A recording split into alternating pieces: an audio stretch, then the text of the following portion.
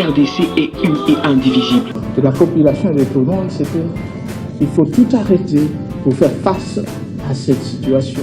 Et que nous ferons de cette terre richement bénie un réel havre de paix, de prospérité et de progrès social.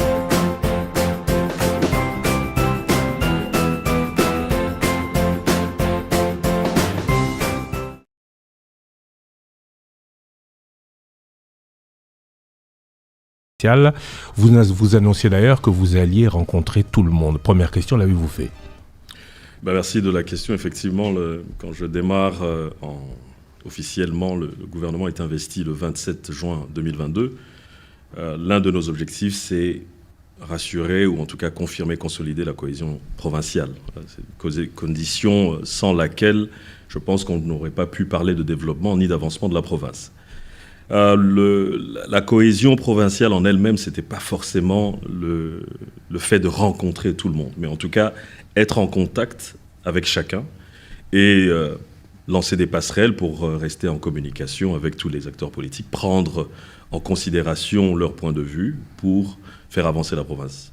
Et donc le sujet de la cohésion provinciale en lui-même n'est pas seulement tourné vers les politiques. Mais je pense que quand on parle de cohésion provinciale, on voit l'ensemble de la communauté. Le travail de réunification n'était pas donc dirigé uniquement vers les politiques, mais vers toutes les classes ou les forces vives de la province, que ce soit du point de vue des religieux, du point de vue de la jeunesse. Vous savez qu'on travaille beaucoup avec les jeunes. Et je pense que le ferment même de tout ce qu'on est en train d'entreprendre, ça va passer par les jeunes. On a beaucoup travaillé aussi avec la société civile, on a beaucoup travaillé avec les associations de femmes. Donc je pense que du point de vue de la cohésion provinciale, il reste encore pas mal de choses à faire, mais les premiers pas devraient être encourageants. On a salué le fait que le gouverneur est un peu parti partout. Vous n'avez pas fait les 10 provinces, hein. Les 10 territoires. Vous avez été dans le Bas-Fleuve. Si, je les ai faits. Kimvula, oui. Oui. Kimvula, ça a été une véritable expédition. Oui. D'ailleurs, on pourra en parler. Qu'est-ce que vous allez faire pour désenclaver tout ça ? Mais à Louzy, se plaignent qu'ils ne vous ont pas encore vu, vous n'avez pas traversé. Tout à fait, parce que mon calendrier mettait Louzy en dernier, compte tenu du fait que j'accorde une importance particulière à Louzy. C'est pas que ça passe avant les autres territoires, mais je pense que d'un point de vue stratégique au sein de la province, Louzy a une part particulière. Et ce n'est pas pour rien que j'avais mis ça dans le cadre de ma tournée en dernière position. Après Kimvula, bien sûr, parce que Kimvula, on l'a fait en septembre, je crois, de l'année passée. Et donc Louzy était dans le calendrier pour être le dernier territoire. Pour la simple et bonne raison que je pense que l'enclavement de Louzy est beaucoup plus grave que l'enclavement de Kimvula. À Kimvula, on peut y arriver par la RN16. Mais à Louzy, il faut quand même traverser le fleuve. Et j'imagine qu'il y a d'autres questions qui vont venir sur le sujet, mais ma priorité, et j'aurai le temps d'en parler, c'était définitivement de se confronter au désenclavement de Louzy. Oui, mais justement, la question arrive. Thierry Kamboundi va aussi la poser. Vous avez promis un bac, des moteurs neufs, un désenclavement. Vous êtes arrivé de l'autre côté. Pourquoi ne pas avoir traversé ? Les gens de Louzy nous ont dit de vous dire qu'ils l'ont mal pris. Qu'est-ce que vous leur dites ? Alors, je vais un peu résumer la question. Je suis déjà arrivé à Louzy. Je suis arrivé à Louzy en hélicoptère, en passant par le Congo-Brazza, dans le cadre d'un programme avec les partenaires sur les délimitations de la frontière, donc au niveau de Manianga et du Congo-Brazza. Donc oui, effectivement, je suis déjà arrivé à Louzy, certes dans le cadre d'une mission du ministère de l'Intérieur national, mais je suis déjà arrivé à Louzy. La raison pour laquelle je suis arrivé au niveau du bac à Songololo, c'est parce que, comme je l'ai dit, en termes de calendrier, je ne voulais pas servir un plat qui n'était pas prêt aux compatriotes de Louzy. Et donc c'est comme ça que, bien évidemment, je devrais m'excuser d'avoir fauté, de n'avoir pas traversé à l'occasion, mais je pense que je ne voulais pas mettre la charrue avant les bœufs. Il y a un programme qui est établi et je voulais respecter mon calendrier. C'est juste pour ça que je n'ai pas effectué la traversée ce jour-là. Le calendrier pour le OSI, c'est quoi exactement? Parce que vous parlez d'un problème d'agenda, Oui. alors que vous avez fait pratiquement tous les territoires, sauf le OSI que vous considérez comme plus important à vos yeux, pour les problèmes que vous avez évoqués. Alors, mais pourquoi vous n'y êtes pas allé finalement? Il faut comprendre que la problématique de l'OSI est une problématique assez particulière sur les 10 territoires. La première chose, c'est que l'OSI est un territoire qui fait frontière avec un pays voisin, la République du Congo. La deuxième chose, c'est que l'OSI a, d'un point de vue économique, a un potentiel qui est très élevé. On parle du potentiel agricole, on parle du potentiel minier, on parle de beaucoup d'autres potentiels, sans oublier le potentiel humain. Vous savez que les Suédois ont fait beaucoup d'écoles, beaucoup d'églises là-bas. Il y a un potentiel humain qui est très très fort. Maintenant, si vous regardez effectivement la carte de la province, c'est le seul territoire qui est bloqué par, en tout cas à ce jour, qui est bloqué par le fleuve. On a réglé la question en jetant le pont Maréchal pour relier Matadi et Sekebanza. Donc là, c'est réglé. Le seul problème, c'est que de ce côté-là, la RN14 ne peut pas continuer vers l'OSI et traverser vers le bas fleuve. Alors que économiquement, l'OSI constitue un poumon de la province et un poumon du pays. C'est pour ça que je dis que s'engager dans la problématique de l'OSI, ce n'est pas juste traverser, dire bonjour à la population. C'est une problématique qui est un peu plus dense, une problématique qui est un peu plus complexe. Néanmoins, c'est vrai que moi, je n'y suis pas allé, mais j'ai déjà envoyé plusieurs missions de reconnaissance. Donc vous n'irez là-bas que lorsque vous aurez solution à leurs problèmes? Non, en tout cas, peut-être pas solution, parce que là, c'est déjà programmé. Je pourrais annoncer le jour de ma descente là-bas, mais au moins que j'ai eu suffisamment d'éléments sur l'état des lieux. Parce que l'état des lieux de l'OSI, ce n'est pas seulement un problème de route de desserte, ce n'est pas seulement les problèmes agricoles, c'est aussi des problèmes frontaliers. Et je peux vous dire, par exemple, que quand je suis arrivé ici, il n'y avait pas forcément de statistiques sur toutes les transactions transfrontalières avec le pays voisin. Et c'est ça les vrais problèmes de l'OSI. C'est pas forcément Oui, c'est aussi de voir le gouverneur y aller, mais c'est voir le gouverneur y aller et répondre, ne fût-ce qu'à certaines questions et connaître les problématiques du terrain. C'est ça la vraie raison. Parlant de l'OSI, monsieur le gouverneur, oui. Aujourd'hui, la situation s'est empirée par rapport à l'enclavement. Vous étiez à Kinshasa, on vous a vu avec le directeur général de l'Office des routes. Tout à fait. Et après vos échanges, vous avez annoncé que dans les 2 semaines qui suivaient, vous devriez doter avec l'Office des routes ce bac de 2 moteurs neufs. Or, selon des informations recueillies sur place, confirmées par nos auditeurs, ce qui a été fait là-bas, c'est plutôt le reconditionnement par les propres efforts de l'Office des routes des moteurs déjà existants. Comment vous l'expliquez plus d'1 mois après? Alors, l'explication à ce retard, c'est une explication tout à fait simple. Et encore, par respect vis-à-vis de la communauté de l'OSI à qui j'avais annoncé que dans les 2 semaines, il y aurait des bacs neufs, je voudrais encore une fois m'excuser, mais pas de mon fait, ce sont des aléas, des contraintes techniques. Donc je peux confirmer qu'à la date, j'ai rencontré le DG de l'Office des routes le 9 août.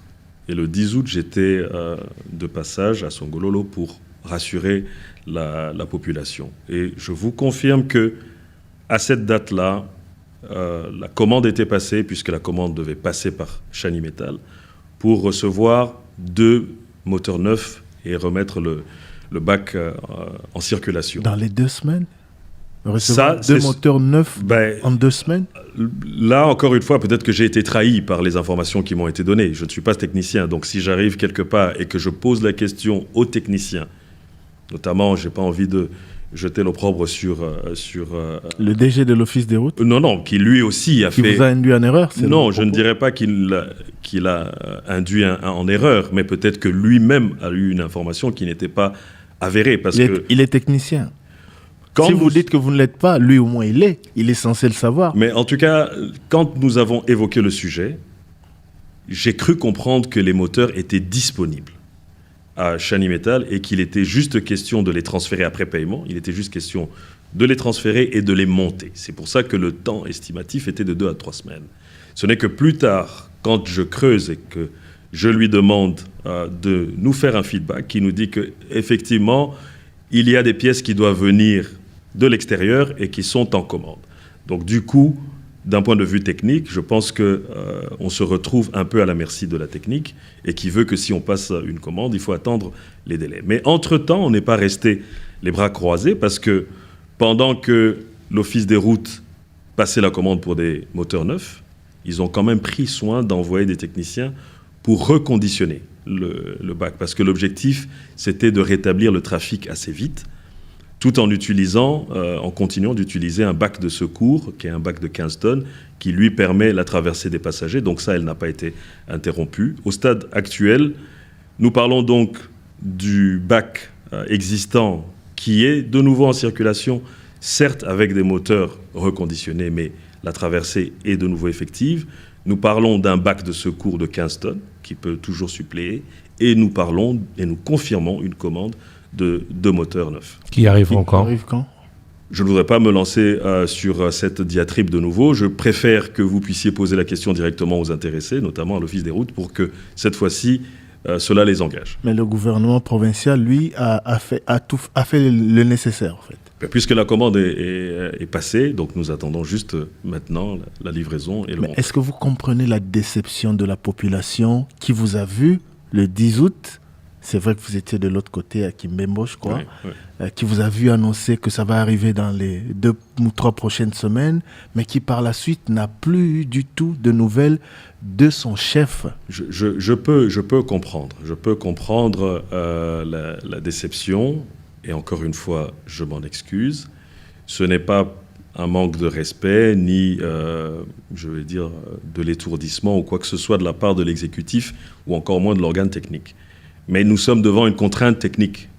L'objectif, c'est de s'assurer que le trafic soit permanent. Et comme je vous l'ai dit, à ce jour, le trafic est assuré.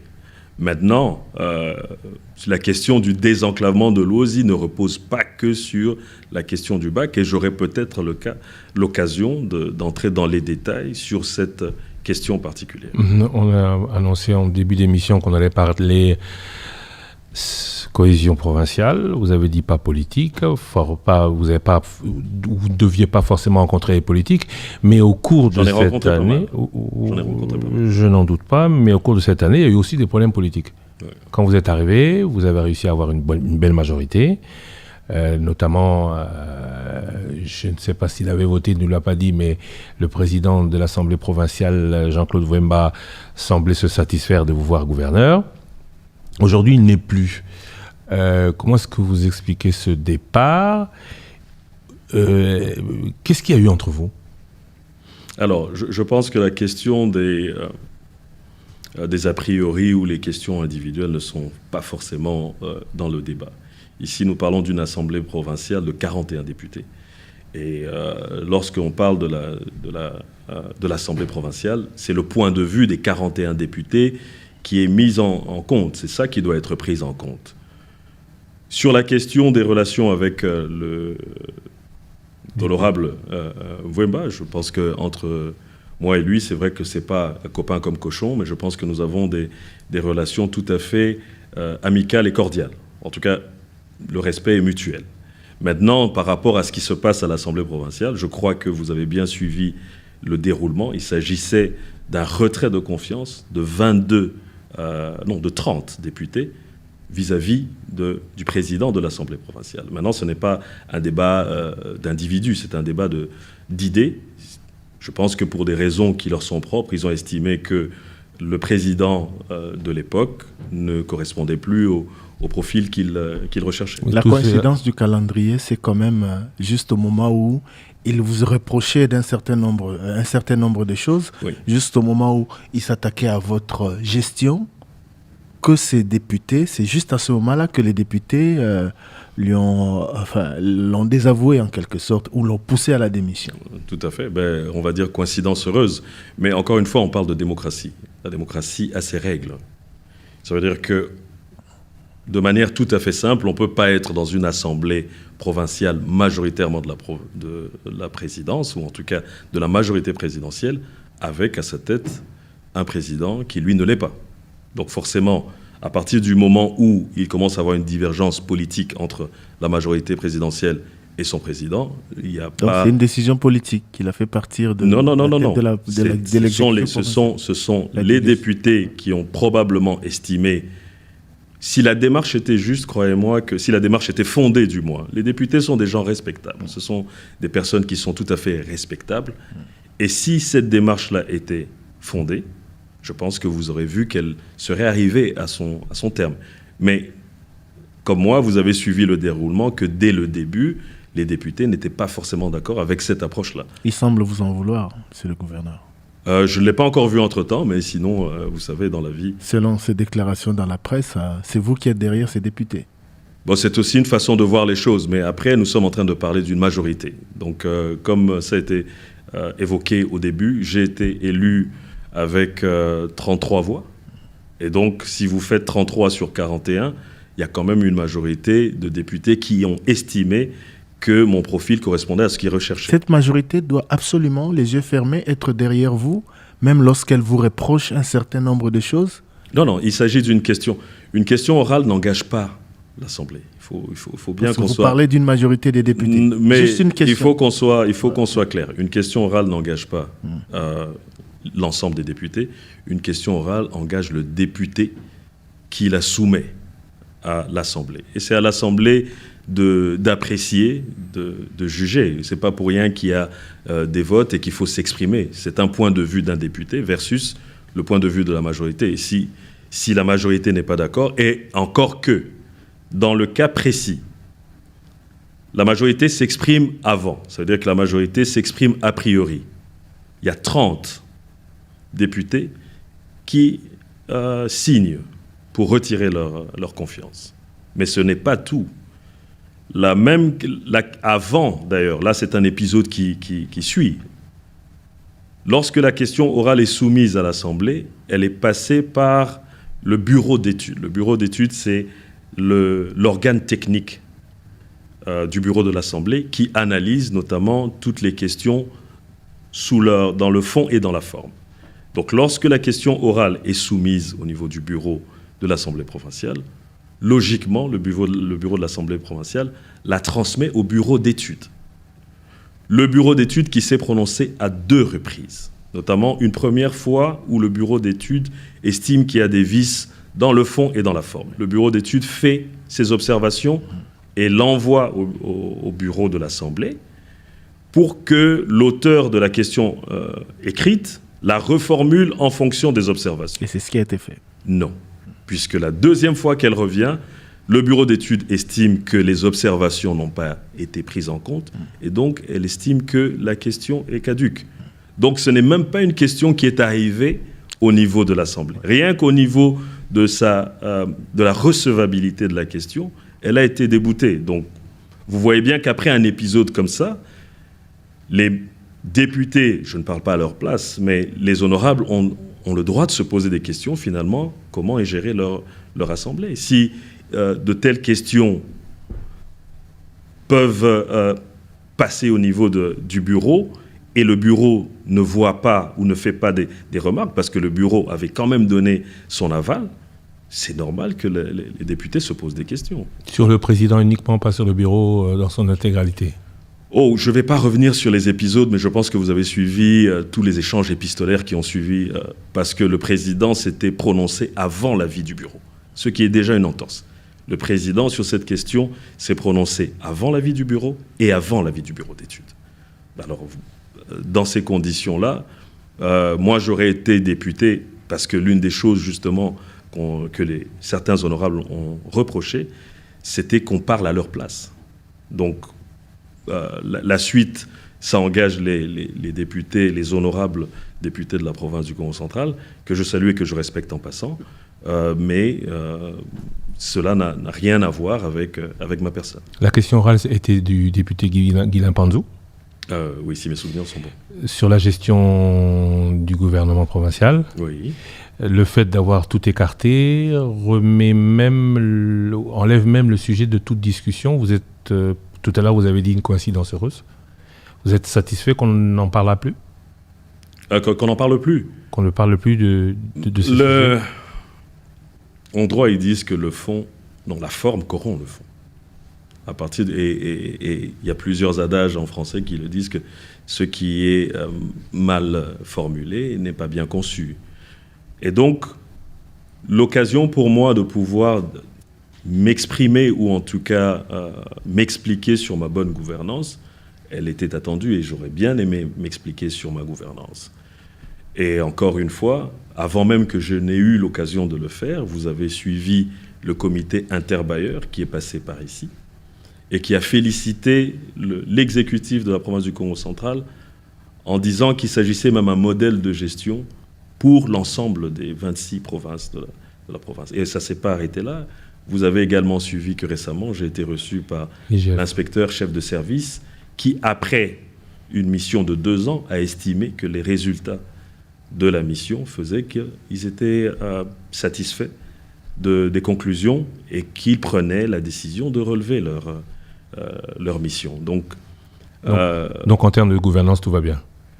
A priori, ce n'est pas moi qui le dis. Ce sont les observateurs extérieurs qui le disent. Donc, et vous en satisfaites Je m'en satisfais parce que les résultats, ou en tout cas les performances, sont au rendez-vous. Alors, Monsieur le gouverneur, juste de manière globale, oui. Avant vous, il y a eu l'épisode Atumatubwana, docteur Matusila, et tout ce qui s'est passé, qui a même provoqué mort d'homme ici, dans la province du Congo central. Aujourd'hui, Jean-Claude Wemba, Guy Bandou, vous dites que vous n'y êtes pour rien, mais quelle lecture vous faites de cette cohabitation difficile entre les deux institutions qui sont plutôt censées militer ensemble en faveur du développement de la province? Ce n'est pas que le cas du Congo central, mais particulièrement après une année au pouvoir. Quel regard vous avez face à cela? Je vais dire que j'aurais voulu éviter cela, parce que dès le début, je pense que la stabilité des institutions politiques, notamment par la cohésion provinciale, et on a fait d'ailleurs, il y a eu une rencontre entre les deux institutions pour pouvoir mettre en place un cadre de concertation et aplanir les zones de divergence. Donc ça avait été fait. Et j'aurais bien voulu éviter cela, parce que, à mon sens, l'instabilité de nos institutions provinciales est aussi à la base du retard du développement. On ne peut pas avoir sur une même législature 3 gouverneurs, c'est pas possible.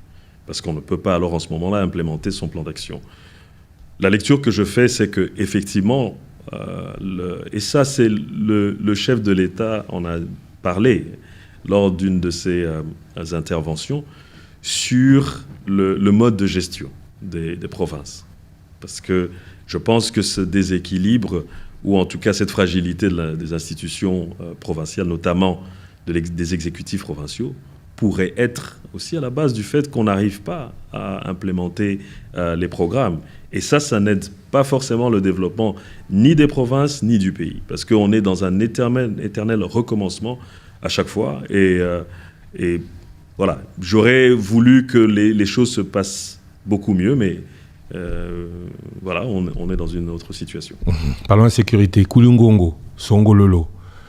De nombreux accidents sur la route nationale 1, c'est pas le même style d'insécurité, mais c'est l'insécurité aussi. Comment est-ce que vous comprenez la résurgence du phénomène Kuluna à Kulungongo? Comment vous l'expliquez? Certains députés provinciaux, certains députés du Congo central, pour vous compléter, M. Le Sakweno, disent qu'après Kinshasa, c'est Kulungongo en termes de montée en puissance du phénomène Kuluna en RDC. Très bien. Bon, évidemment, vous avez parlé de l'insécurité, vous avez à juste titre parlé de l'insécurité routière, parce que l'insécurité routière est responsable d'un nombre élevé de décès sur la route, malheureusement. Vous avez parlé des Kuluna, vous avez parlé je parlerai même d'un autre type d'insécurité, parce que vous avez vu que au niveau des différentes, dans certains coins, il y a des conflits fonciers sur fond de conflits coutumiers. Et même nous avons, avec la frontière que nous avons avec le Congo, nous avons eu à un moment des incursions du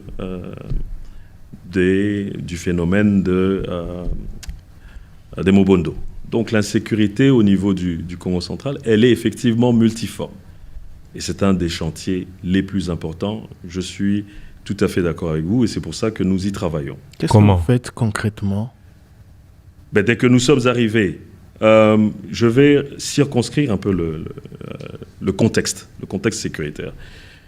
Nous sommes dans la province du Congo central et la province du Congo central a l'avantage, sinon un tout petit peu d'inconvénient, d'être la province qui soit le plus proche de la capitale. Et donc tous les maux de la capitale, forcément, déteignent un peu sur nous. Vous avez dit qu'après Kinshasa, l'un des endroits où on trouve le plus ce phénomène-là, je peux vous informer aussi qu'il y a un phénomène de Kuluna par importation.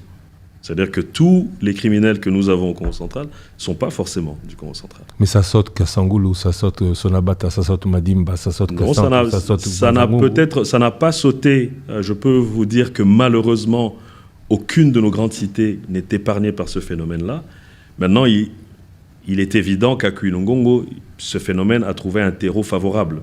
Parce qu'on ne va pas occulter le fait que Kwilungongo, en ce moment, il y a beaucoup de problèmes sociaux. Liés à certains conflits aussi, conflits de type conflit du travail et beaucoup de frustration au niveau des jeunes de Kwilungongo. Et nous sommes dans la démarche de pouvoir attaquer un peu le problème dans le fond. Le Kuluna, c'est l'expression d'une frustration chez les jeunes et beaucoup de choses. Maintenant, d'une manière ou d'une autre, dans certains coins, ça peut trouver un terreau favorable. Et je suis d'accord que Kwilungongo, qui était à l'époque un havre de paix, le fait qu'il soit depuis quelques semaines, depuis quelques mois, confronté à cette nouvelle réalité, ça peut amplifier le phénomène. Mais le Congo central étant à la porte de Kinshasa, ce sont des phénomènes qui sont contagieux et qu'on peut effectivement retrouver ici, notamment dans nos grandes villes. Qu'est-ce que vous faites, le Congo central? Vous avez dit qu'il y a un effet d'entraînement, oui. Mais vous jouissez d'une autonomie de gestion en tant que province. Absolument. Vous avez des dispositions à prendre pour endiguer ce phénomène. Qu'est-ce que vous faites concrètement? Parce que selon des informations que nous avons recueillies, les responsables des territoires sont dépourvus des moyens pouvant leur permettre de lutter contre ce phénomène. Ils se sentent pratiquement abandonnés par la province. Sinon, on n'a aucun moyen. Là, on se retrouve effectivement dans la question de l'œuf et la poule. Mais pour revenir à Kwilungongo, il y a, pour le cas de Kwilungongo, un élément particulier. C'est que vous êtes au courant qu'il y a eu une réforme sur l'administration au niveau territorial et que de nouvelles entités territoriales ont été créées, notamment des cités, des nouvelles villes. Et malheureusement, au niveau de Kwilungongo, jusque-là, qui est une nouvelle entité, il n'y a pas de responsable territorial qui a été désigné jusque-là. C'est une faiblesse liée à la machine administrative qui fait que sur place à Kwilungongo, il n'y a pas forcément d'autorité administrative qui puisse prendre des décisions et qui puisse interpeller ou faire mettre en branle la machine policière. Kwilungongo ne relève pas de l'AT de Mazangu? Non, plus maintenant. C'est l'AT de Mazangu qui vient en appui en ce moment. Mais d'après les nouvelles dispositions territoriales, en principe, Kwilungongo devrait avoir son propre animateur administratif et politique. Donc c'est une lacune qu'il va falloir combler pour que le décideur, justement, le décideur politique et administratif soit le plus près. Parce que vous imaginez que l'administrateur de Mbanzangungu, qui est quand même un peu loin de Kwilungongo, si c'est lui qui continue de couvrir, ça fait qu'il est quand même à distance. Donc pour le moment, c'est l'administrateur du territoire de Mbanzangungu qui se rend lorsqu'il y a des situations urgentes, qui élit domicile à Kwilungongo pour pouvoir servir de relais dans le cadre de la transmission des instructions politico-administratives. Maintenant, la question sécuritaire, c'est une question globale. Avant de dire ce que nous avons fait en tant que province, il faut savoir que, de manière générale, et nous ne sommes pas la seule province à en souffrir, il y a un problème d'effectifs qui est réel. D'effectifs, de la police, et des éléments et de mobilité. Et de mobilité. Effectifs et mobilité des éléments de la police. Lors de ma dernière tournée à Kimvula, par exemple, je peux vous dire que dans certains endroits, nous avons roulé pendant 1 heure sans trouver le moindre poste de police. Et non seulement ça, à Kimvou, là, on est à 197 km de la nationale numéro 1. Kisanto. Exactement. Et donc, à ces endroits-là, tous les villages qui sont là n'ont aucun moyen de communication avec on va dire, l'interland.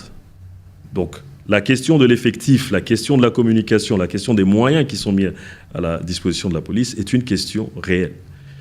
Bien évidemment, vous avez parlé de décentralisation, mais la police et l'armée restent quand même des domaines régaliens du national. Donc, nous ne sommes pas autorisés. Nous ne pouvons que faire des demandes au niveau du ministère de l'Intérieur pour avoir un renfort en termes d'effectifs. Mais là où il y a quelques éléments de la police, oui. Il y a aussi un problème de mobilité. Vous avez commencé ici à Matadi, quelques mois après votre arrivée à la tête de la province, en dotant aux policiers de certains moyens.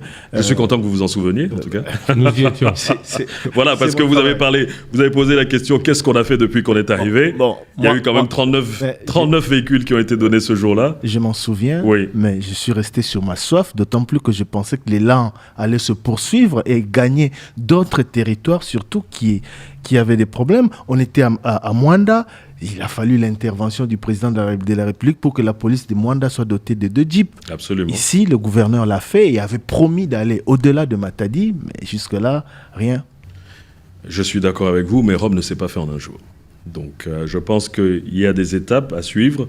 Le premier pas que nous avons franchi, c'était compte tenu des urgences et des points chauds qui existaient.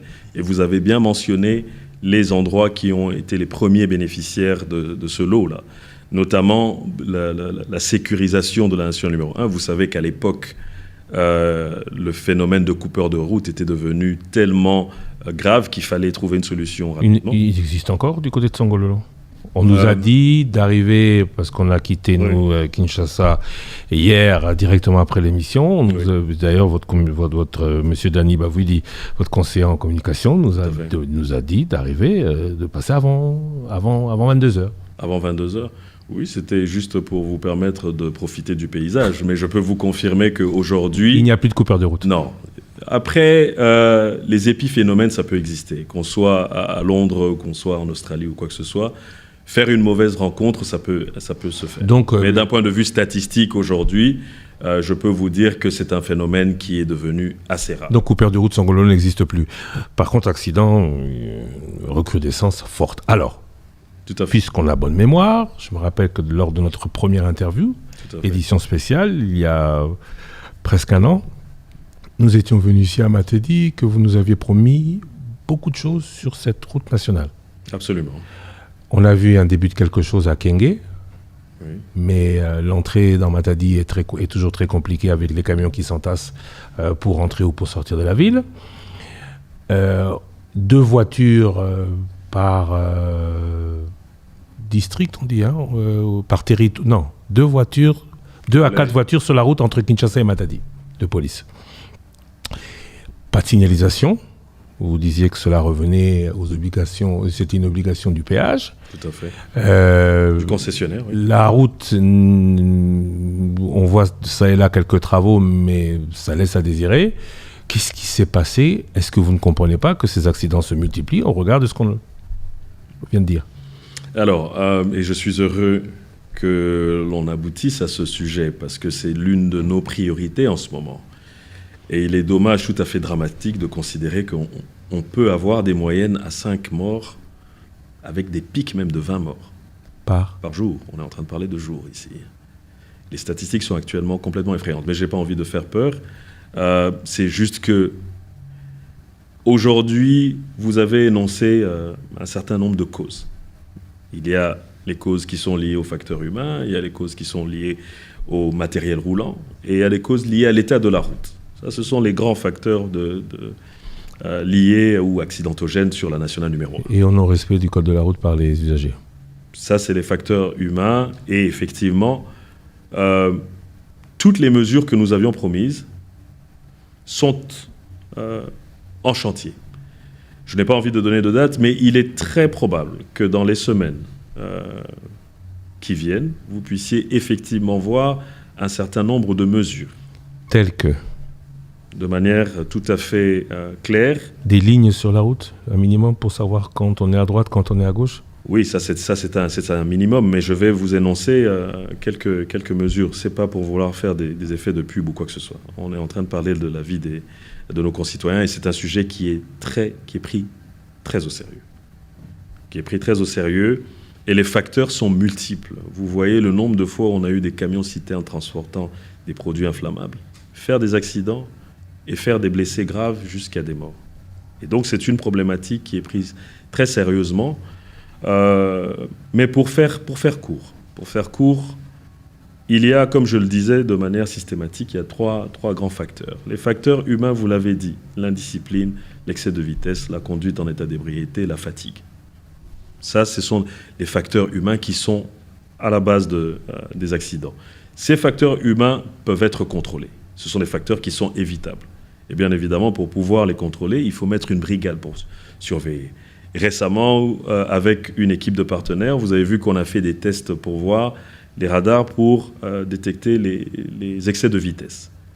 Au-delà de ça, vous avez vu qu'on a fait une opération coup de poing de 72 heures pour expliquer aux usagers que dans les jours qui viennent, il va y avoir une tolérance zéro. Par rapport à la vitesse? Par rapport à tout.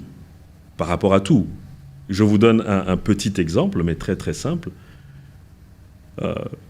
Vous êtes un usager de la RN1, regardez le nombre de fois où vous avez des motocyclistes sans casque. Alors si on veut voir, les accidents peuvent arriver, mais le code de la route permet de mettre en place des instructions pour limiter la mortalité ou la morbidité des accidents. On aurait voulu voir... Le port de ceinture. On aurait voulu voir des véhicules, zéro véhicule sans phare. Ah ben tout ça, c'est toute une liste. Là, je ne vous parle que des facteurs humains. Ça veut dire qu'on va faire des alcotests, on va faire des aires de repos, parce que entre Kassangulu et Matadi, 375 km, il n'y a pas un endroit qui est dédié à une aire de repos. Monsieur le gouverneur, on va faire quand? Excusez-moi d'insister là-dessus, mais oui. On va faire quand? Cette Alors, situation, vous l'avez trouvée. Oui. Ça fait 1 an et quelques mois et 4 mois. Vous êtes là. Oui. J'aurais voulu vous entendre dire j'ai déjà fait ceci en urgence. Non, mais je suis tout à fait, je suis d'accord avec vous. Mais lorsque je dis on va faire, c'est parce qu'il me reste encore 2-3 mois de mandat, à peu près. Donc moi, j'aurais voulu qu'on ait cette interview aussi dans 3 mois, parce que tous ces grands projets, il faut prendre le temps de les préparer. Il ne faut pas aller dans la précipitation ou juste dans l'effet d'annonce de dire... Mais en fonction des 3 mois qui vous restent, dites-nous au moins, je suis venu, j'ai constaté, et d'ici là, je vais faire... Alors, surtout que, oui. et je me permets, surtout que vous nous avez parlé lors de la précédente émission des obligations du gestionnaire du péage. Tout à fait. Tout cela rentre dans ces obligations. Une route bien entretenue, une route qui est bien balisée, une route qui peut-être, l'éclairage peut-être pas. Oui, mais tout ça, ce sont ces obligations. Et vous aviez mis en place une commission de contrôle. Absolument. On en est où? Je vous réponds. L'outil de suivi, justement, du contrat de concession, c'est une évaluation par an. Et il faut savoir que le maître d'œuvre, ou le maître d'ouvrage, c'est le ministère des Infrastructures et des Travaux Publics national. C'est lui qui est propriétaire de la route. Après, le concessionnaire est un prestataire, et puis il y a d'autres partenaires, notamment la province, et d'autres partenaires qui entrent dans le cadre du bon fonctionnement de la route. Donc c'est pas vous? Non, je ne dis pas que c'est pas moi. C'est surtout pas vous? Ou c'est pas seulement... Non, je n'ai pas envie de me dédouaner, au contraire. Au contraire. Parce que là où interviennent les facteurs humains, j'ai dit, il y a des facteurs humains. Les facteurs humains, nous sommes en province et il est de notre responsabilité en tant qu'autorité administrative de faire respecter les lois, de faire respecter le code de la route. Donc incessamment, et peut-être que certains vont s'en plaindre, incessamment, nous allons commencer à faire acter les infractions. Il va y avoir des contraventions, il va y avoir des mises en fourrière et il va y avoir des pénalisations. Parce que comme je vous l'ai dit, la prise de risque, elle est maximum. Si vous prenez un taxi avec 5 places assises, qui a à son bord 9 personnes, avec les 5 ceintures de sécurité, on fait comment à l'intérieur? Difficile. C'est difficile. J'ai parlé du port du casque. Lorsque vous êtes un motocycliste et vous faites même du 70 à l'heure, vous avez pas de casque et que vous glissez sur la chaussée, qu'est-ce qui peut y arriver? C'est tout ce genre d'infractions qui vont être désormais constatées. Vous avez parlé des camionneurs qui utilisent des projecteurs de chasse en lieu et place d'utiliser des phares. Et donc maintenant, quand nous parlons de tolérance zéro, ça veut dire que la moindre petite infraction va être constatée et verbalisée et sanctionnée. Là, vous aurez du personnel policier pour le faire. Voilà. Vous l'aurez, parce que tout à l'heure, vous disiez pour la sécurité, c'est difficile, mais là, vous l'aurez. Non, là, on parle de vies humaines. Et là, je vous ai donné les statistiques. Pour la sécurité, Oui. c'est la même chose. Non. Nous parlons, oui, mais sur la sécurité, même en termes d'urgence, il faut des priorités. Et pour le moment, en termes de mortalité élevée, je pense que la nationale numéro 1, Tronçon, Kassangoulou, Matadi, est notre priorité des priorités. Et donc là, nous affecterons prioritairement une brigade qui aura justement la mission de faire respecter le code de la route. Maintenant, vous avez parlé de le charroi. Le charroi automobile, c'est un désastre. C'est un désastre. Les choses qu'on a constatées sont complètement désastreuses. Et puis, vous avez l'état de la route, et c'est là que je vous rejoins en disant que l'état de la route dépend entièrement du concessionnaire. Il est 20h10, on a déjà consommé 40 minutes, il ne nous en reste que 20, vite. Ça va très vite. Ça va très vite, oui. On va devoir aller alors. Peut-être que je vais devoir parler moins. Question directe. D'accord. Péage, oui. Résultat de la commission, ils détournés ou pas? Ils peuvent faire plus? Ils font pas assez. Ça veut dire? Ils font pas assez.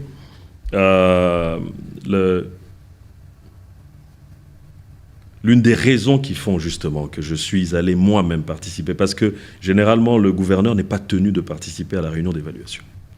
Mais la dernière réunion d'évaluation qui a eu lieu le mois passé, je suis moi-même allé en tant que chef de délégation, justement pour donner le point de vue de la province et dire clairement ce qui ne marche pas, et surtout exiger qu'il y ait des réponses claires. Qu'est-ce que vous attendez de plus? Allons dans le concret. Oui. On avait dit, si c'est bien géré, la route devrait être plus large, elle devrait être mieux entretenue, elle devrait être plus sécurisante. Qu'est-ce que vous attendez de plus rapidement? Déjà, ce que vous avez évoqué, il faudrait qu'il y ait un marquage suffisant, une signalisation suffisante, et puis que le mode de gestion soit un peu plus cohérent. On est bien d'accord que on n'est plus à l'époque où il faut faire la queue et aller dans un guichet de banque pour payer les droits de passage. Le péage automatique. Ça ne peut pas. Donc déjà, sur les petites choses qui peuvent être faites en urgence, déjà dire qu'on doit le faire. Et surtout, faire en sorte que les engagements pris en faveur de la province soient respectés. Parce que moi, mon rôle, c'est de faire respecter les droits de la province. Et lorsque, partout là où je vois que les droits de la province ne sont pas respectés, c'est là que j'interviens. Mmh. Ouais. Très rapidement, port en eau profonde. Survie de la province sur un projet national. C'est encore vos propos de mai 2022. Où en est-on? Les travaux ont commencé, la province fait pression pour... Et c'est organisé pour les à côté? Là, je préfère le deuxième volet de votre question parce que la province est supposée mettre en place un écosystème pour rendre le projet complètement opérationnel. Ça, c'est la responsabilité de la province. Maintenant, le projet en lui-même étant un projet à caractère national, il est évident que dans la commission ou dans le comité de pilotage, nous avons un représentant qui parle au nom de la province, mais le projet est à caractère national. Maintenant, si vous me dites si la province est en train de s'organiser, oui, effectivement. Nous avons, pour vous donner un exemple clair, en termes d'opportunités de travail, nous avons répertorié l'ensemble des corps de métier qui devraient être impliqués, notamment dans la construction, parce que pour le moment, on est en train de finaliser les travaux d'enrochement, on est en train de finaliser le déplacement... Ça travaille quand même, hein? Ça travaille beaucoup, okay. Ça travaille pas mal. Et la digue est quasiment en fin de construction. Pour le moment, on est en train de finaliser les derniers déplacements, notamment de l'école de formation et des dernières des dernières familles. Mais ça évolue très très bien. Monsieur le gouverneur, parlons redevance pétrolière. Oui. Ça fait partie des promesses faites par le président de la République. Vous en avez parlé lors de la dernière émission avec monsieur Lusakweno. Plus de 10 ans après, le président a demandé que la province du Congo central rentre dans ses droits. Tout à fait. Depuis, qu'est-ce qui a été fait? Je ne parle que de 2023. Oui. Qu'est-ce que vous avez déjà reçu en termes de redevances pétrolières? Oui. Alors, il faut savoir qu'entre le moment où le chef de l'État donne une instruction, en décembre de l'année... Décembre 2022. Voilà. Et la mise en application, entre l'instruction du chef de l'État et l'entrée en application, il y a plusieurs étapes, notamment tout le côté réglementation, parce que c'était un secteur... Il faut savoir que jusqu'à encore hier, ou peut-être jusqu'à demain, le temps que les autres provinces commencent à être des provinces productrices de pétrole, jusqu'à hier, en tout cas, la province du Congo central était la seule à produire, où on exploitait du pétrole. Jusqu'à 20 000 barils par jour. 23 000, oui. 23 000 barils, oui. Non, c'est le chiffre que vous nous avez donné. Bah, tout à fait, je le confirme. On attend la suite. Ça n'a pas encore changé, mais ça devrait augmenter. Donc, vous n'avez pas encore reçu d'argent? Si, mais j'étais en train d'expliquer, avant que vous ne parliez des 20 000. Non, parce que l'explication risque de prendre du temps. Bah, je dois expliquer, c'est pour ça que je suis venu. OK. Voilà. Et donc, entre l'instruction du chef de l'État et la mise en application, il y a un certain nombre de processus, notamment la réglementation qui doit être mise en place. Et cette réglementation-là, malgré que la loi existait, la réglementation n'était pas encore mise en place. Notamment, il fallait déterminer les modalités de paiement des recettes, en tout cas de la rétrocession qui revenait à la province productrice. Là, vous parlez comme si c'était une chose nouvelle qui devait être mise en place, alors que cela existait et ça a été suspendu en 2012. Non, justement. C'est ça. Toute la partie qui a précédé, donc notamment avant 2012, c'était fait de manière forfaitaire. Il n'y a jamais eu de base objective ou réglementaire à ce qui était fait. C'était un peu fait, aller à la grosse louche, et puis voilà. Mais maintenant... Et encore une fois, grâce à l'instruction du chef de l'État, parce qu'il a suivi personnellement le déroulement, il a fallu, pour rendre la loi effective, un certain nombre d'arrêtés, ou en tout cas une réglementation, pour définir les conditions dont j'ai parlé. Et donc la commission interministérielle, mettant autour de la table les hydrocarbures, le budget et les finances, a fait son travail par ses experts, et ça aboutit à une réglementation. Entre le moment où la réglementation entre en vigueur et son application, ou en tout cas son respect par les différents assujettis, il se passe encore un temps. Et ce n'est que donc récemment, depuis quelques semaines, que certains assujettis qui hésitaient encore à se plier à cette réglementation, il n'y a que depuis quelques semaines qu'ils ont accepté finalement de... Ah, c'est eux qui vous payent, c'est pas eux qui payent à l'État, et l'État vous reverse vos 10%. Ça se passe de cette manière-là, mais le donneur d'ordre, ça reste quand même le donneur d'ordre à la banque, ça reste quand même l'assujetti. Ok. Oui. Vous avez perçu combien? Ah non, je ne pourrais pas vous le dire. 10% de 23 000 barils, moi j'avais compté 20 000, vous m'avez dit 23 000 barils par jour, ça fait à 88,5 $ le baril, au moins 550 000 $ par mois, c'est ce que vous touchez? J'aurais bien voulu que le calcul soit aussi facile, mais il est un peu plus complexe. Parce que c'est pas un calcul arithmétique qui passe par beaucoup de choses, parce qu'on passe par la DGRAD et on passe par beaucoup d'autres organes. Tout le monde se sert au milieu. On n'est pas, mais est-ce que le demi-million de dollars par mois, on s'approche du chiffre? De manière effective, on va dire que tous les mécanismes ne sont pas encore activés, entre guillemets. Il se pourrait qu'on puisse atteindre ce chiffre-là, mais on n'y est pas encore. On a espoir que dans les jours qui arrivent, lorsque la machine va se mettre à fonctionner correctement, on espère pouvoir atteindre ce chiffre. Alors je vais vous poser... Attendez. Alors là, je vais vous poser la question, Thierry Kamoudi. Oui. En termes de transparence, pourquoi vous ne nous dites pas un chiffre qui est de l'ordre du public? Combien la province reçoit en redevance pétrolière par mois? Parce qu'à ce stade, déjà, les 10% de l'époque, ce n'est plus 10%, c'est 4%. Ah bon? Ah oui. Parce que quand j'ai mentionné le fait qu'il y a la loi, mais à son application aussi, C'est parce que c'est la réglementation qui a permis d'interpréter cette loi. Et donc, nous sommes à 4%. Et lorsque j'évite d'avancer des chiffres, non pas que je ne les connais pas, mais j'ai bien mentionné que la recette pétrolière en elle-même est structurée par plusieurs paliers. Et ces paliers-là sont différents.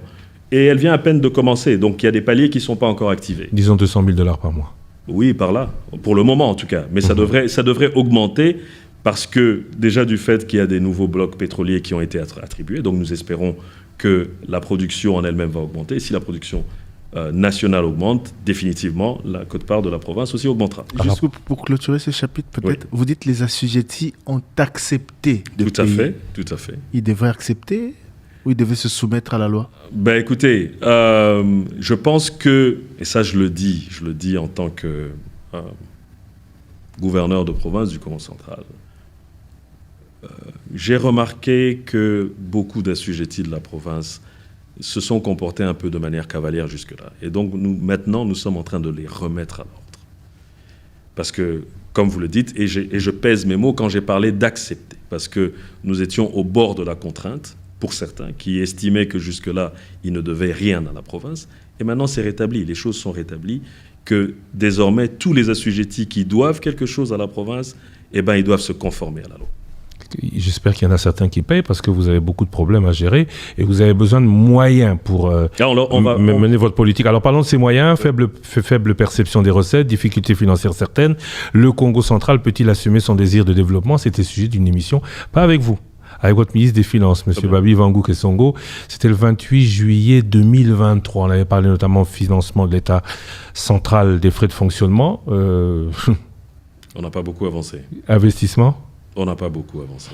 Vous recevez le million mensuel promis par Kinshasa? Non, on ne le reçoit pas. De manière ponctuelle, mais je vais le dire que on ne le reçoit pas de manière systématique que pour pouvoir faire un plan. Ça veut dire que c'est vraiment aléatoire. Je pense que depuis qu'on est là, on doit peut-être l'avoir reçu 1 ou 2 fois. En local, vous annoncez la réforme de la DGRKC, qui est la direction générale des recettes du Congo central. Absolument. La réforme est faite aujourd'hui? Elle est en cours et grâce à ces réformes-là, oui, une réforme, c'est pas une réforme, c'est tout un ensemble de mesures. Et donc, sur l'application des mesures, certaines mesures sont applicables directement et d'autres sont applicables à court terme ou à moyen terme. Donc la réforme, puisque cet outil, cette régie, nécessite effectivement une réforme en profondeur. Je vous ai parlé du cas de l'Oluosi, où la DGRKC était quasiment inexistante. Et tout ça fait partie de la réforme. En termes de foncier, beaucoup de choses à faire, le potentiel est énorme. Oui. Justement, monsieur le gouverneur, je me rappelle de votre discours à l'Assemblée provinciale, discours de campagne. Vous avez promis justement, par rapport à la DGRKC, d'amener des réformes qui vont avoir des résultats. Une année après, même si certaines de ces réformes sont en cours, qu'est-ce qu'on peut retenir en termes de maximisation de recettes? Vous avez trouvé les chiffres à quel niveau? Et aujourd'hui, vous les avez amenés à quel niveau en attendant l'aboutissement d'autres réformes? Très honnêtement, je pense que la province est capable de faire le double. Le minimum, c'est le double des recettes que nous avons trouvées. Et je pense qu'à mi-parcours, nous avons... il doit y avoir un de mes collaborateurs, en tout cas, qui doit déjà avoir donné les chiffres à mi-parcours. On a trouvé à 4 milliards, on a emmené à 6 milliards. 4 milliards des francs congolais le mois. Aujourd'hui, vous en êtes à 6 milliards le mois. 6 milliards. Et très probablement que d'ici la fin de l'année, on pourra... L'objectif, c'est que janvier 2024, on soit à 2 chiffres. Parce qu'il est 10 complètement... 10 milliards. C'est un minimum. En janvier 2024, et j'espère qu'on aura l'occasion d'en reparler en ce moment-là, mais l'objectif est bel et bien d'avoir un budget minimum, ou en tout cas des recettes minimum à 2 chiffres, parce qu'il est complètement aberrant que pour une province comme la province du Congo central, on puisse fonctionner avec des budgets aussi faibles. Bon, vous avez parlé en franc-congolais. Moi, je voudrais... Bon, on va pas... Excusez-moi. Je reviens... en franc-congolais. Bon, moi, j'ai envie de parler dollars. Votre budget affiché 220 millions de dollars en francs congolais. Oui. Réalisé 40 millions. Ça, c'était... Je suis désolé, je suis en 2022. Cette année, c'est 50 fois plus, alors. C'est 50% en hausse. Non. Oui, 50% en hausse. Mais là, on est encore à mi-parcours.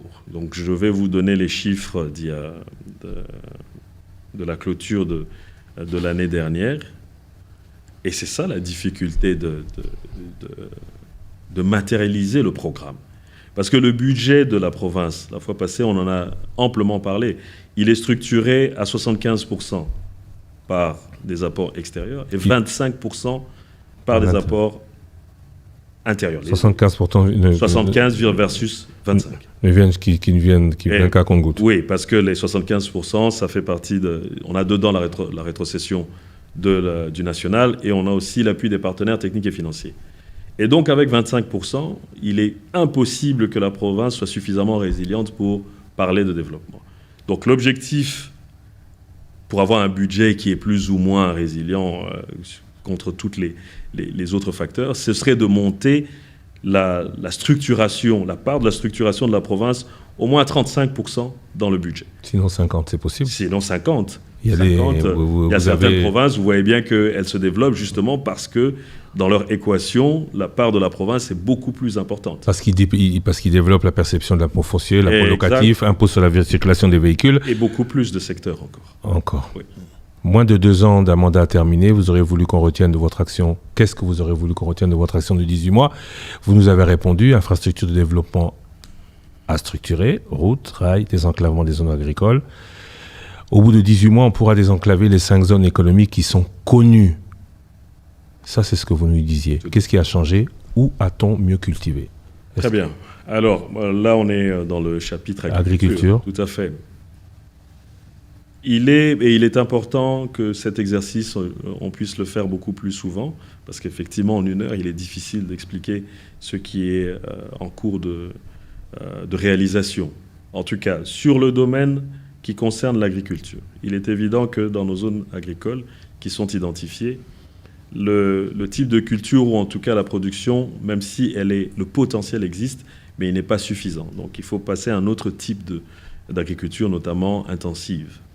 Et une fois qu'on a produit, il faut pouvoir le mettre dans un environnement où on peut le transformer, puis le transporter. Le transporter, oui. Transformer sur place. Oui. Le transformer sur place, puis le transporter. Que ce soit l'évacuation vers Kinshasa ou l'évacuation ailleurs, ou une consommation interne.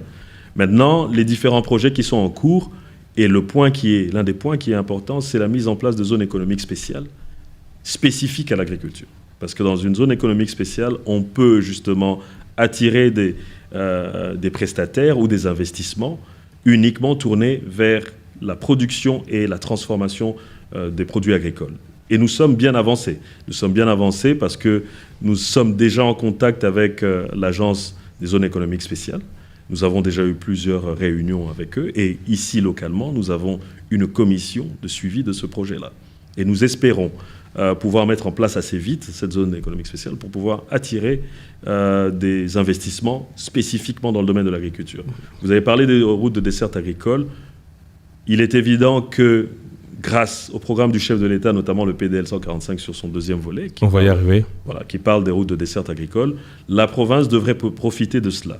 Mais le but, notamment en termes de décentralisation, ce n'est pas forcément d'attendre que le national travaille pour nous. Donc, en marge ou pour pouvoir s'approprier du programme, nous avons également prévu des routes qui vont être réhabilitées par la province. Toujours en rapport avec les infrastructures, oui. Parlons du stade Lumumba. Oui. Monsieur le gouverneur, vous êtes, si j'ai bonne mémoire, le 5e gouverneur à avoir promis aux Matadiens d'abord et puis aux gens de votre province, au Congo central, la fin des travaux du stade Lumumba. Depuis, toujours rien. Les travaux sont à l'arrêt, comme le stade, les travaux n'évoluent pas comme on l'aurait souhaité. Et aujourd'hui, comme le stade Lumumba, certains stades de Boma, le terrain d'Amar qui accueillait certains matchs du championnat national est fermé. Qu'est-ce qui se passe? Pourquoi les travaux de ce stade ne se terminent jamais? Surtout que vous avez remis de l'argent à M. Nyondo. Ah oui, entre autres. 6 millions, c'est ça? Non, pas 6 millions. Ah. Voilà. 3. Alors, on va entrer dans les chiffres si vous voulez. Mais pour pouvoir répondre à la question qui préoccupe notre frère Thierry, j'espère être en tout cas le gouverneur qui va terminer le stade. Dans les 3 mois, comme vous dites? Dans les 3 mois, ce n'est pas impossible. On a bien vu que l'exploit réalisé par le chef de l'État. L'une des difficultés dans un chantier, c'est aussi parfois le suivi et la supervision. Le chef de l'État a dû faire 53 ou 56 visites lui-même pour faire en un mois ce qu'on a attendu pendant plusieurs. Vous en avez fait combien? Qu'est-ce qui bloque? Non, mais moi, je m'en inspire. Ça veut dire que ce n'est pas impossible. Ce n'est pas impossible si on a de la volonté, si on a le financement et qu'on a de la volonté. 3 mois pour finir un stade. Surtout, évidemment, vous avez dit que les travaux sont en ralentissement, mais je vais nuancer vos propos. C'est en disant que les avancées effectuées les 6 derniers mois n'ont pas été faites les 5 dernières années. Qu'est-ce qui a été fait? Si vous repassez, qu'est-ce qui reste, monsieur le gouverneur? Ce qui reste, de mon œil de profane, mais un profane qui est intéressé et qui suit au jour le jour tout ce qui se passe là-bas. Qui est chef de chantier surtout. Donc chef de chantier, et j'y étais encore récemment, et je vais encore y aller ce week-end avec toute la délégation des présidents des clubs de football. On en a une 40aine ici à Matadi. Ce qui reste, c'est, à mon avis, c'est 2 choses. Parce qu'aujourd'hui, grâce à Sodimas et à Mango, parce qu'il y a 2 prestataires, la majorité des équipements pour la finition du stade sont déjà arrivés à Matadi. La seule chose qui nous manque, c'est de recouvrir les tribunes par la toiture métallique, qui est actuellement en commande en Afrique du Sud. Au mois de juin, on a eu une délégation qui a quitté la province pour aller se rendre compte de la commande et de l'état d'avancement de la fabrication. Et la deuxième chose, c'est l'aire de jeu. Et nous pensons que, de manière tout à fait réaliste, avec le chronogramme qui a été mis à jour, parce que nous avons mis en place une commission spécialement pour le suivi des travaux de finition. Là, on n'est plus dans le parachèvement, on est dans les travaux de fin du stade. On a mis en place une commission et dans laquelle j'ai exigé qu'il y ait un chronogramme de 3 mois. Dans 3 mois, le stade sera fini. On touche du bois. Attention au délai. Mais on est en live, oui, et je persiste et je signe que dans 3 mois, on devrait avoir le stade. Tout à l'heure, vous parliez du PDL 145, vous êtes le président de la coordination provinciale. Êtes-vous satisfait de ce qu'a fait le CFF? On sera le coup là demain, on risque de vous démentir si... Tout à fait. Alors, je pense que la question, bien évidemment, la cellule a sa part de responsabilité, mais je pense que la plus grande responsabilité... Les statistiques, je crois que la cellule pourra vous en parler demain. Il y a des bons élèves, il y a des élèves moyens et des moins bons. Les moins bons, c'est encore une fois le problème des prestataires. Ça veut dire que la cellule fait son travail, confie le travail à des prestataires, et les prestataires ne remplissent pas leurs engagements, ce qui fait que la cellule, avec la supervision de la province, est obligée de mettre en place des mécanismes pour pouvoir rattraper ce que certains prestataires n'ont pas fait. Mais au-delà de ça, on a aussi des contraintes. Les contraintes, c'est justement Kimvula. Les contraintes, c'est justement l'OSI. Il n'y a rien à Kimvula. Si, mais l'état d'avancement des projets à Kimvula n'est pas le même que ce soit à Tchela ou à Mbazangou. Ce n'est pas la même chose, ou à Songololo. Et à l'OSI, il y a quelque chose? À l'OSI aussi, il y a quelque chose. Mais la contrainte du fait que déplacer les équipements, il y a un problème d'enclavement, il est évident que la vitesse d'exécution dans ces chantiers-là, qui n'a pas été prise en compte, parce que les prestataires ont été payés sur la même base, partout, sans tenir compte du fait que certains endroits étaient difficilement accessibles. Donc, un sac de ciment, si vous devez le prendre d'ici pour l'emmener soit à Kimvula ou à l'OSI, ça vous prend beaucoup plus de temps que de l'acheter et de le faire. Donc, il y a ces contraintes-là. Docteur Guy Bandounou, Guidi, ma dernière question s'adresse à vous. Je vous ai appelé comme ça exprès parce que lorsque vous avez postulé ici, il y a 1 année et demie, on vous présentait certains ici, nous étions là, on a interrogé certains Matadiens qui parlaient d'un intello, d'un quinois qu'on ne connaissait pas, etc.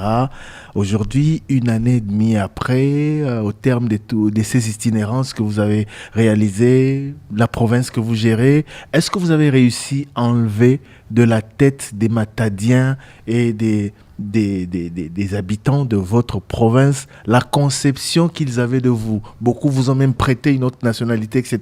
Je ne vais pas revenir sur cette polémique. Est-ce qu'aujourd'hui, vous considérez vraiment comme fils du Congo central, comme l'un des leurs? Alors, je ne vais pas me permettre de parler à leur place. Peut-être que c'est une question que vous devriez leur poser. En tout cas, je fais de mon mieux pour que ce que j'avais promis, je puisse le faire. Il n'y a aucun doute sur... Et dans tous les cas, cette perception-là ne me touche pas. Elle ne me touche pas tout simplement parce que, je dois le répéter encore, j'ai été formé par la province. Moi, je suis devenu médecin aujourd'hui, le médecin que vous connaissez, avec la carrière modeste que j'ai, mais j'ai été formé ici, dans une université communautaire. Ça veut dire que j'ai été formé avec les deniers de la communauté. Et je suis, encore une fois, de la première promotion de la faculté de médecine de l'Université Congo.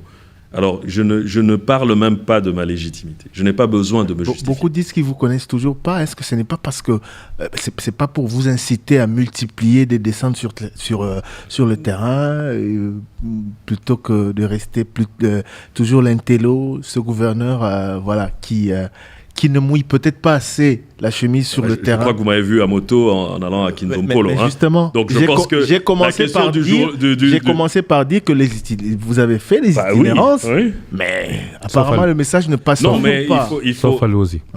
Sauf à Lozi, effectivement. Mais je vous inviterai, parce que vous, apparemment... Bien volontiers. Qu'est-ce qui explique que vous restiez aux yeux... Qu'est-ce qui explique que vous restiez aux yeux de certains, toujours comme un gouverneur distant des siens ou qui ne connaissent pas assez? Alors, je pense qu'il faut se donner du temps. Même en amour, il faut se donner du temps. Les coups de foudre, c'est jamais bon. Il faut y aller progressivement. Je préfère que la communauté apprenne à apprécier ou non la personne que je suis, le gouverneur, qu'ils apprennent à apprécier le docteur. Pour l'instant, je n'ai pas encore repris mes consultations ici, mais je vais les reprendre. Qu'ils apprennent à apprécier l'homme. Beaucoup de gens, j'ai joué au basket avec beaucoup de jeunes ici. Vous n'avez pas encore de surnom. Ça fait partie. Mais c'est tant mieux aussi, parce qu'il y en a qui ont eu des surnoms, mais très vite. Et c'était dans le mauvais sens. Donc, pour le moment, je considère que ne pas avoir de surnom, c'est peut-être favorable pour moi. Parfois, c'est affectif. J'aimerais bien. Moi, s'il y a des surnoms affectifs, je les prends. Moi, j'ai pas de problème. Mais je pense qu'il ne faut pas être pressé pour certaines choses. Il faut aller sur le durable. Comment ça s'appelle ? Le coup de foudre, comme ça, c'est pas bon. Vous vous donnez du temps. Vous voyez au-delà de... Je suis un homme qui aime le temps. Oui, mais j'ai l'impression que vous projetez tout vers... Mais c'est de la planification, ça s'appelle donc, vous voyez gouverneur du Congo central après 2024 ou après les élections de décembre? En tout cas, je pense qu'on aura l'occasion d'en reparler, mais c'est pas impossible. C'est pas impossible. Tout ce que moi, je souhaite, c'est de pouvoir servir mieux la communauté. Vous serez candidat aux élections? Plus longtemps. Pardon? Vous serez candidat aux prochaines élections? Aux élections législatives, oui. Nationales et provinciales? Je suis candidat au national et je suis candidat au provincial. À Kinshasa ou à Matadi? Non, à Matadi, ma ville natale. Vous êtes né à Matadi? J'aime Matadi, donc je suis candidat. Et futur candidat gouverneur, pour continuer ce que vous avez commencé? En tout cas, l'avenir nous le dira, mais ce n'est pas impossible. Certains vous opposeront le fait que le gouvernorat était d'abord au Bas-Fleuve. Actuellement, vous avez terminé le mandat des Cataractes. Ce mandat partira ensuite à la Lukaya. Et ça, c'est une belle question. C'est un sujet que vous appréciez beaucoup. Mais je pense que, là encore, si nous parlons... Allez, on va ouvrir une brèche et je vais être honnête avec vous. Je crois que le critère de compétence est un critère qui vaut plus que tout. Les clivages, ça ne va pas nous avancer. Quand on parle de cohésion provinciale, c'est justement apprendre à regarder les choses autrement. Pas que sur base d'une appartenance ethnique, clanique ou tribale. Ça ne fait pas avancer les choses. Pour moi, et vous pouvez le regarder dans mon cabinet, le premier critère, ça reste la compétence. Si on parle de compétence, là, on est d'accord pour revenir. La preuve que c'est un sujet qui n'est pas forcément... qui n'est pas profond, c'est que vous pouvez regarder la liste des candidats récemment sur les 22 candidats. Je crois que c'était ouvert à tout le monde. Donc, il vaut mieux considérer la compétence comme étant le critère fondamental et le critère non clivant pour pouvoir aller aux élections plutôt que d'aller dans des considérations qui ne font pas forcément avancer les choses dans le bon sens.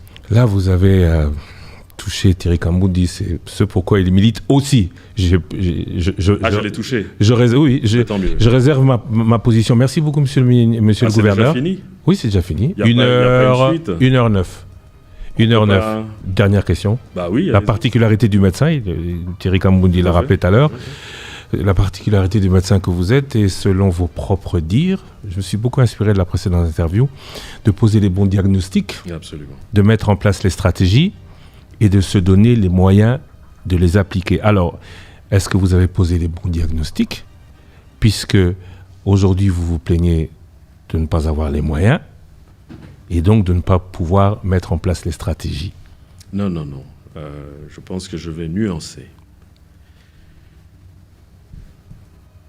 On ne se plaint pas de ne pas avoir les moyens. Nous sommes en train de les mettre en place.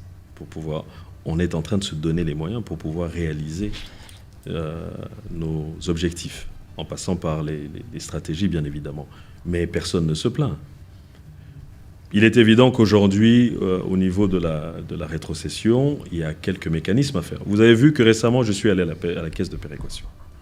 C'est encore un outil que la Constitution met en place par rapport aux provinces.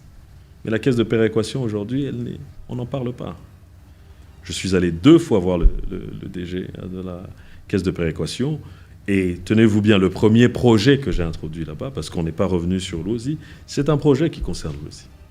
Notamment la construction d'un bac de 200 tonnes, avec des études de faisabilité qui ont été remis au DG. La première fois que je l'ai vu, c'était au mois de mars-avril de cette année. On n'est même pas en train de parler du bac des moteurs qui vont tomber en panne. Nous parlons d'un projet qui a été déposé au niveau de la caisse de péréquation pour financer un bac de 200 tonnes, avec des études à l'appui, mais la caisse de péréquation n'est toujours pas fonctionnelle.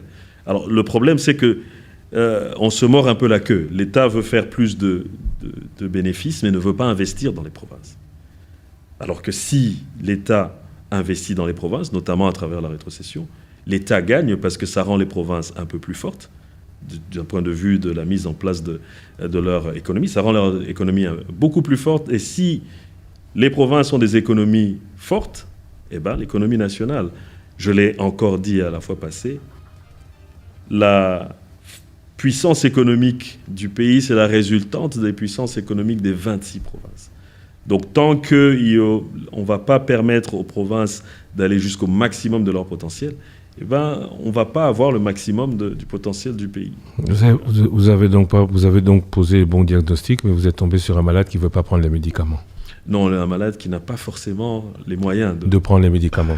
Mais il y a une ordonnance. En tout cas, la prescription, elle est là. Maintenant, on la remet au patient. Et il y a une partie des médicaments qui sont disponibles sur le marché et l'autre partie n'est pas disponible. Donc c'est un peu, de manière caricaturale, c'est un peu ça. Je ne dis pas que... Parce qu'on peut aussi avoir des erreurs diagnostiques, hein, quand on n'est pas un bon médecin, bien sûr. Ce qui n'est pas mon cas. Une fois que le diagnostic est posé, on fait la prescription. Maintenant, il faut avoir les médicaments et se donner le temps. Et le temps, je pense que c'est un facteur qui est important lorsqu'on veut des choses durables. Il ne faut pas aller dans le coup de foudre, là. Ça, c'est pas bon. Merci beaucoup, docteur Guy Bandundu Guidi. Merci, Thierry Kamboudi.